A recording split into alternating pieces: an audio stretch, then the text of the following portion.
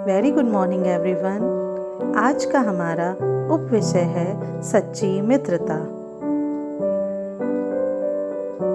एक जंगल में झील किनारे कछुआ, कठफोड़वा व हिरन मित्र भाव से रहते थे।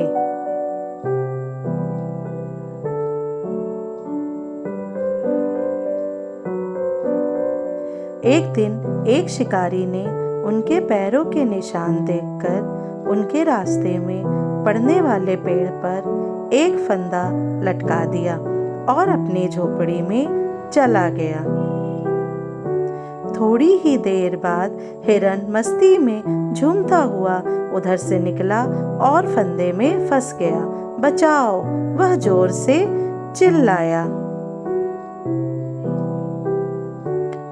उसकी पुकार सुनकर कठफोड़वा के साथ कछुआ वहां आ गया।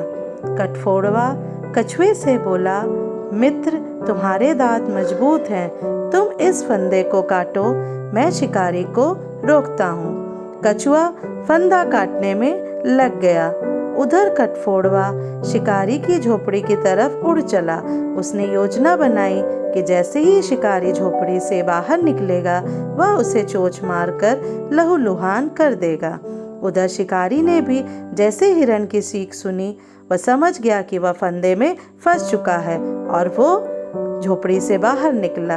लेकिन कठफोड़वे ने उसके सिर पर चोंच मारनी शुरू कर दी। शिकारी अपनी जान बचाकर फिर झोपड़ी में भागा और पीछे के रास्ते से निकला। यह सुनकर हिरन वहां से भाग निकला, लेकिन कछुआ शिकारी के हाथ लग गया। शिकारी कछुए को थैले में डालकर ले गया। उधर हिरन ने सोचा, उसका मित्र पकड़ा गया है, उसने मेरी जान बचाई थी, अब मेरा भी फर्ज है बनता है कि मैं उसकी मदद करूं। यह सोचकर वह शिकारी के रास्ते में आ गया। शिकारी ने हिरन को देखा तो थैले को वहीं फेंककर हिरन के पीछे भागा। हिरन अपनी पुरानी खो की ओर भाग उठा। शिकारी उसके पीछे पीछे था। भागते भागते हिरन अपनी खो में घुस गया।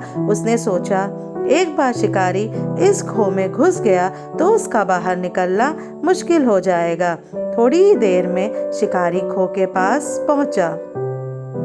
उसने सोचा, अब हिरन भागकर कहाँ जाएगा। वह भी खो के अंदर घुस गया।